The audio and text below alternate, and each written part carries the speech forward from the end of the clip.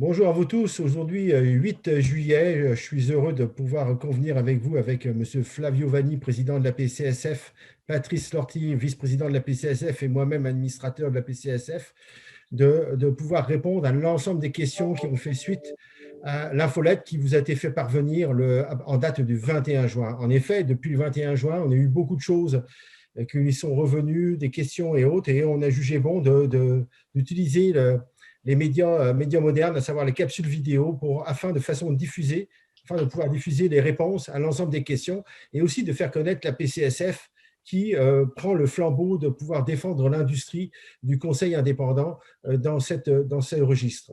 Alors, peut-être sans plus tarder, avant de répondre aux questions, je vais peut-être passer la parole à Patrice pour qu'il puisse nous parler un peu plus de la PCSF, nous présenter la PCSF. Oui, merci Frédéric et bienvenue à tous. Et oui, effectivement, l'Association professionnelle des conseillers en services financiers a été fondée il y a plus de 15 ans, donc en 2006. Et puis, c'est une association à charte syndicale qui est reconnue pour la défense des intérêts des 12 000 conseillers en services financiers autonomes. Donc, c'est fondé par des conseillers pour des conseillers. L'association représente activement tous les membres auprès des gouvernements et des organismes d'autoréglementation. On est entre autres inscrit au registre des lobbyistes et je vais vous faire part un peu plus tard des différentes réalisations qu'on a fait à ce jour.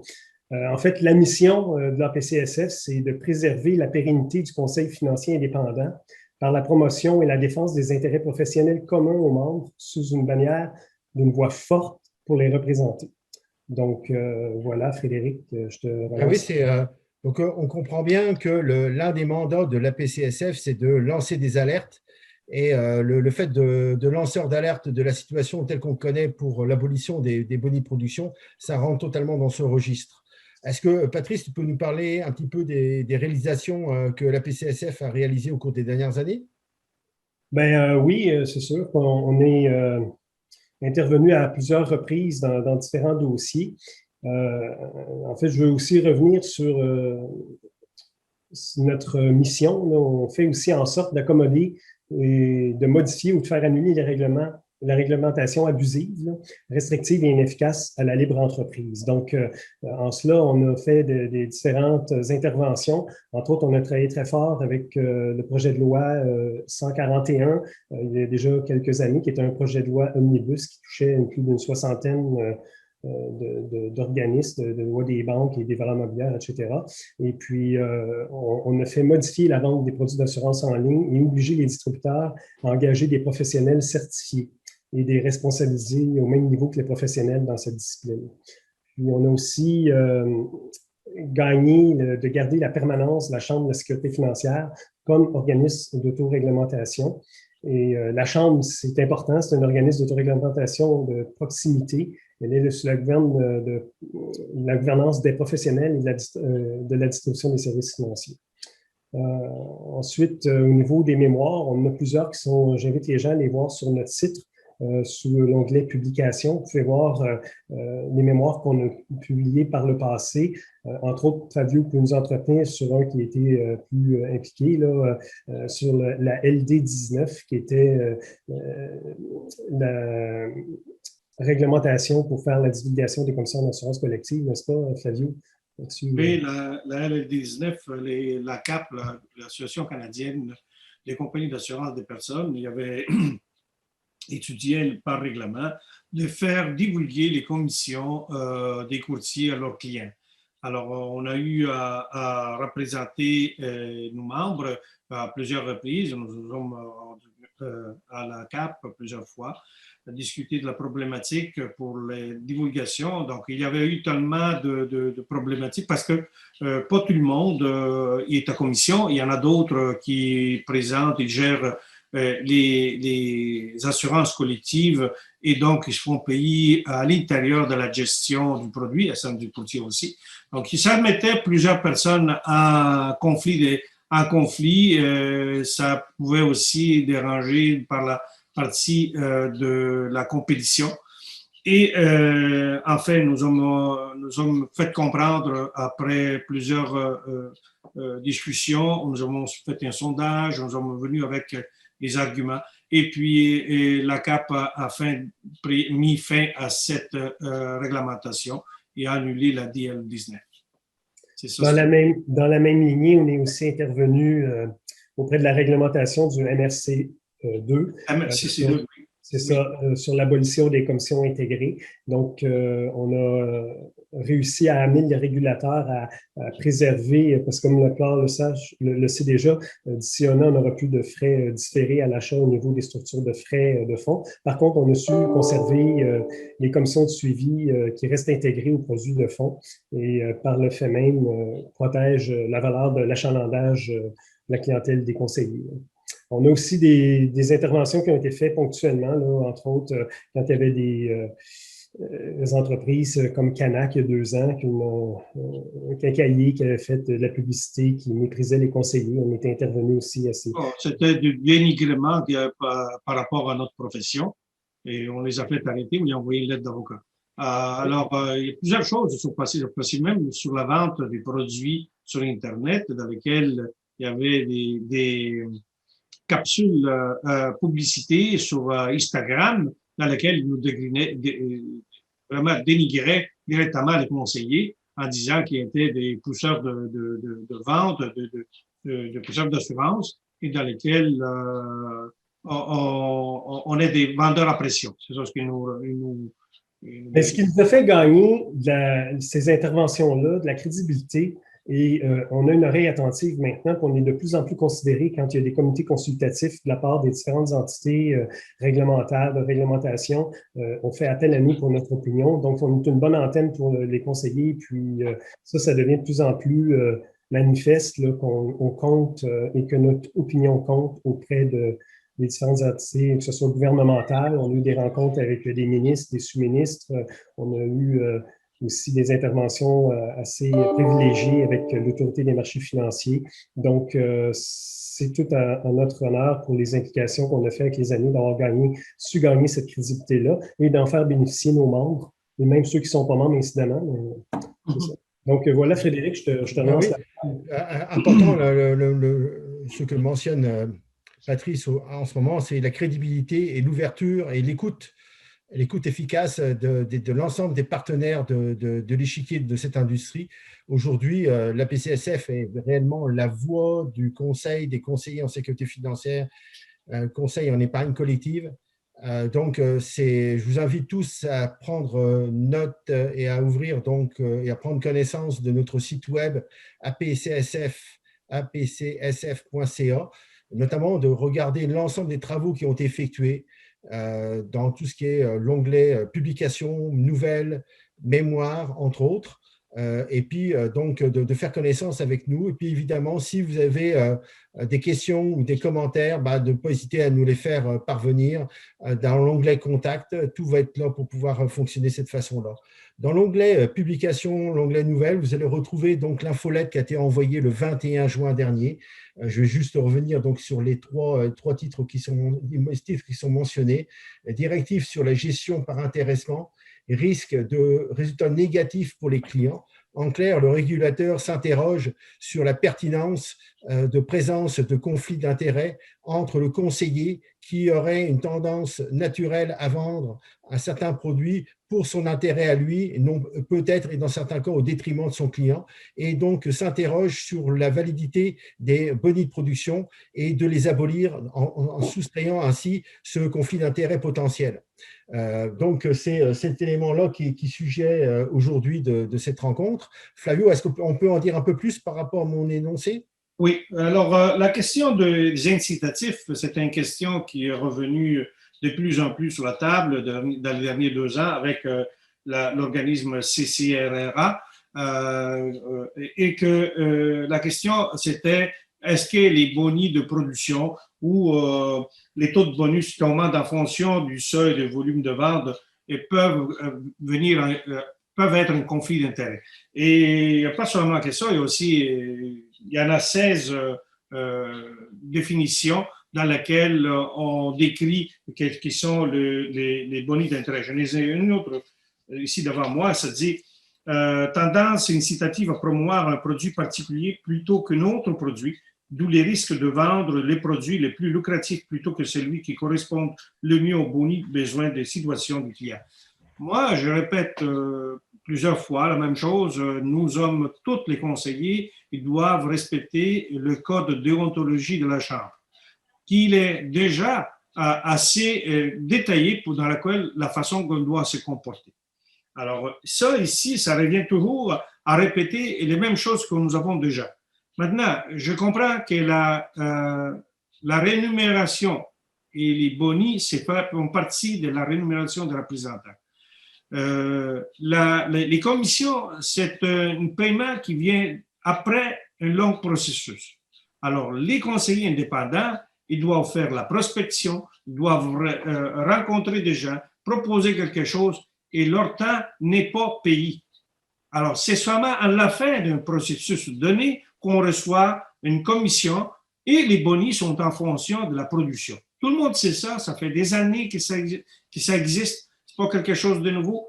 Puis on le retrouve dans presque tous les services, pas seulement dans les services financiers, mais on l'a aussi dans les services pharmaceutiques, on l'a dans tous les services. Alors, je trouve que revenir encore une fois sur la bonification, ça peut être un autre objectif que celui de ce que nous sommes après à parler. Mais Flavio, justement, à qui profite cette interrogation-là? Parce qu'on voit bien qu'il y a une perception de la part du CCRA, c'est le Conseil canadien responsable de la réglementation d'assurance et l'Organisation d'encadrement des services d'assurance du Canada. Donc, ce qu'on a envoyé comme infolettre le 21 juin dernier, comme Frédéric le mentionnait, c'est une traduction libre juste d'une parcelle d'un document de travail dont on a obtenu copie de source sûre. Et ce que Flavio, tu mentionnais, que tu lisais, il y avait un appendice dans le document de travail qui parlait de 16 incitatifs là, à la vente de produits d'assurance pour s'assurer d'un traitement équitable des clients. Donc, je l'ai juste précisé. C'est bien de le préciser parce que, évidemment, faut agir maintenant. n'est pas familier avec le régulateur. Justement, le CCRA, quel est l'impact sur le Québec? Parce qu'on parle, c'est un conseil canadien consultatif de réglementation. Et quel va être l'impact avec l'AMF? Comment l'AMF, parce que l'AMF a toute une juridiction totale au niveau de l'application des réglementations au niveau provincial, comment un organisme pan-canadien va avoir un impact sur l'application au niveau de la province? Bien, les régulateurs essaient toujours à niveler et avoir une réglementation similaire un peu partout au Canada. Donc, dans le domaine des assurances, c'est préférable, selon l'industrie, de cette industrie, d'avoir des règles qui sont pareilles partout. Maintenant, l'autorité est un organisme indépendant et puis il pourrait accepter ou refuser. Mais pour nous, l'objectif, c'est d'en parler, d'être au courant de ce qui se trame en arrière et de faire des représentations pour que nous puissions savoir de qu'est-ce qu'on vraiment on parle, mais surtout être présent. Et puis, quand on touche à la rémunération, c'est une corde sensible pour tous les travailleurs autonomes. Et je dirais que s'il y a des conflits d'intérêts, ben nous sommes ouverts à regarder aussi avec eux et puis prendre des mesures. Mais on aimerait savoir s'il y a vraiment des conflits d'intérêts ou c'est seulement une façon de travailler en disant ben c'est supposément des conflits d'intérêts, mais pourrons-nous savoir d'où viennent ces conflits d'intérêts? Qui font ces conflits d'intérêts? C'est ça, c'est notre oui, Flavio, tu nous confirmes que la PCSF n'est pas opposée à ouvrir une discussion là-dessus, justement, toujours dans le but de s'assurer d'apporter un conseil qui soit totalement efficace et respectueux des besoins du consommateur. L'AMF, dans tout ça, l'autorité des marchés financiers, est-ce qu'elle a réagi depuis la publication de cette infolette du 21 juin? Ben, c'est ce que moi je sais, c'est que l'autorité travaille avec le CCRA. Alors, ils ont des questions et ils travaillent sur ce document que nous avons eu. Donc, il y a des personnes qui donnent leur opinion, qui écrivent, qui partagent cette information à l'ensemble de plusieurs autres réseaux, qui soient les réseaux de défense des consommateurs, les réseaux légaux pour la réglementation, les réseaux de compagnies d'assurance. Ce qui manque réellement, c'est des réseaux de représentants dans lesquels nous ne sommes pas représentés. Mais c'est un document de travail qui fait comme abstraction de notre code de déontologie, de notre professionnalisme, donc c'est quand même important de le souligner, qu'on a quand même des règles à respecter dans notre profession. Il y a un syndic à la Chambre qui est là, justement, un notaire qui est là pour nous juger sur les ajustements qu'on aurait pu faire ou ne pas faire ou omettre. Donc, c'est là l'importance de se manifester. Là. Pourquoi agir maintenant? Bien, à l'instar de la grenouille qui est dans l'eau tiède, puis qu'on augmente la température, elle va se laisser bouillir. Donc, c'est pour ça qu'on réagit maintenant. Donc, c'est important de se manifester puis de faire valoir nos points pour les membres. C'est sûr que l'organisme de régulation, il n'a pas pondu cette étude, cette réflexion-là, quelque part. Il y a quelqu'un qui a fait quelque part un lobbyiste pour lancer l'idée d'abolir potentiellement les boni de production. À qui profite le fait de vouloir d'abolir les boni de production?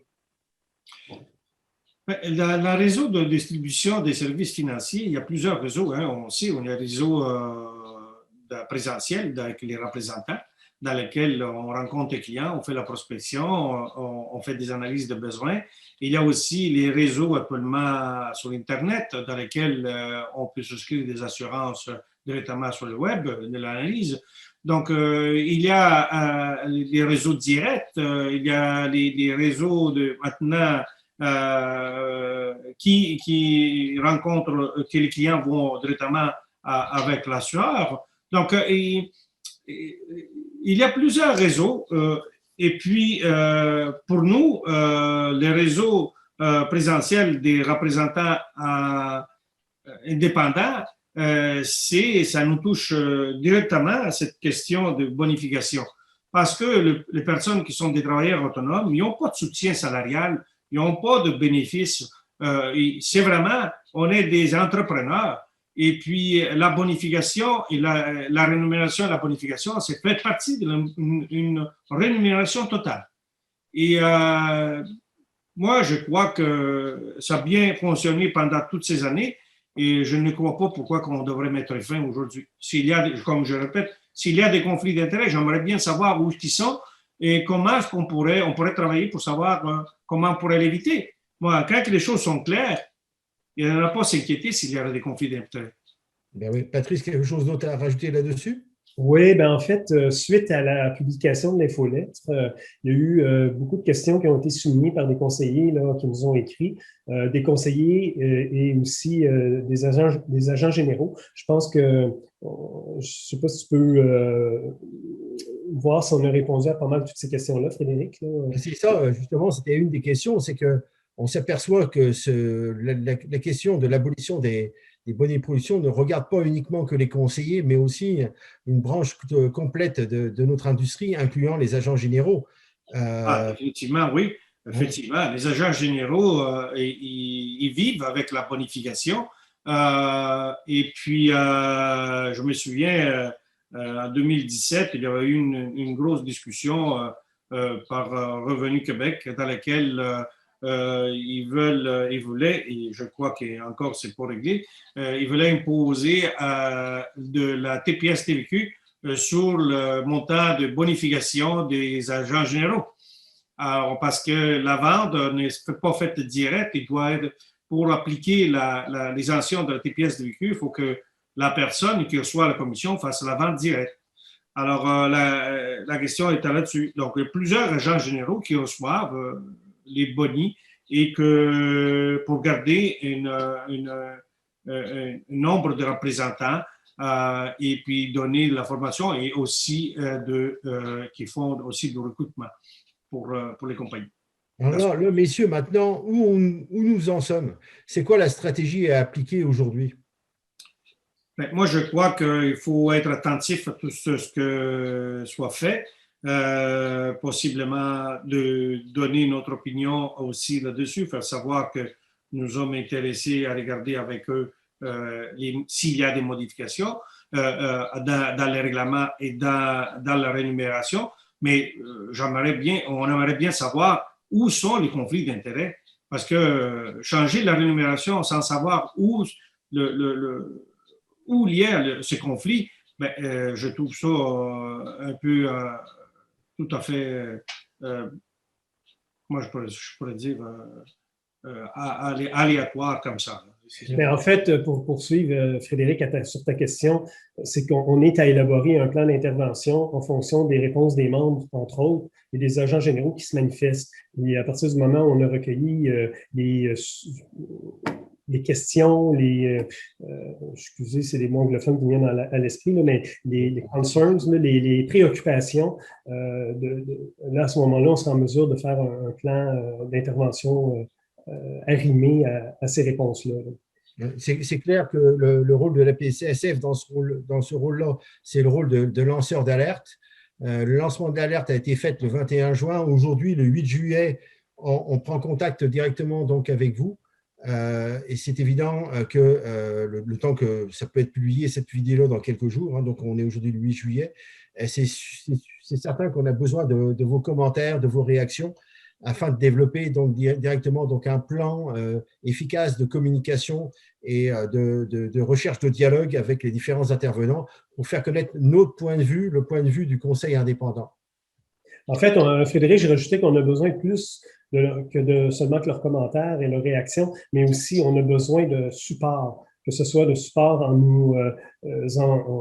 en s'engageant comme membre, tout simplement, et voir les privilèges qui s'y rapportent, ou de faire partie d'un comité. On a plusieurs comités en place là, pour différents sujets qu'on a à traiter pour les conseillers actuellement, ou être tout simplement des bons ambassadeurs dans les réseaux de distribution dans lesquels les conseillers autonomes se retrouvent pour parler de nous, faire valoir connaître notre existence et connaître aussi les interventions qu'on fait pour eux, d'être une antenne en région. Donc, nous, on est principalement dans la grande région de Montréal, mais évidemment, on a la province à couvrir. Donc, s'il y en a qui veulent donner de leur temps ou à tout le moins d'avoir le réflexe de parler de nous dans les rencontres qu'ils peuvent avoir avec leurs collègues, ce serait bien apprécié. Je vais rajouter ça. Définitivement. Flavio, quelque chose à rajouter? C'est de dire à nos collègues de s'impliquer. La PSSF, c'est une organisation de bénévoles et puis on aimerait bien, notre souhait est de donner à l'organisation une permanence pour que les gens qui travailleraient pour la PSSF pourront défendre nos intérêts.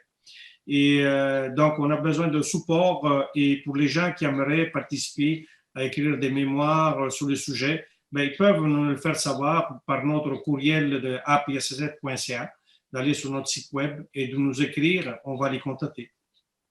Écoutez, je pense que ça vient conclure notre média d'aujourd'hui. Évidemment, nous sommes, comme l'a mentionné Patrice, ouverts à avoir un support de l'ensemble d'entre vous en participant en tant que membre ou en tant que même supporter de notre association en allant sur notre site web apcsf.ca. Évidemment, on va vous tenir au courant du développement de la situation et puis évidemment, on va prendre contact et ça a commencé déjà à avoir lieu avec les différents intervenants pour pouvoir rentrer en contact avec eux, en dialogue avec eux. Donc, on fait notre rôle, mais pour nous, c'était excessivement important de vous en alerter de la situation. C'est qu'il faut absolument avoir un organisme qui puisse apporter un élément de défense par rapport à l'autonomie et l'indépendance du conseil indépendant, ce que aussi le client demande. Il demande une indépendance, il demande à rémunérer le conseil et non pas l'achat d'un produit. Et définitivement, on est en plein dedans en valorisant le conseil. Ben écoutez, sans plus tarder, je vais conclure donc la rencontre d'aujourd'hui et puis vous souhaiter une super belle journée et puis au plaisir de se revoir sous peu.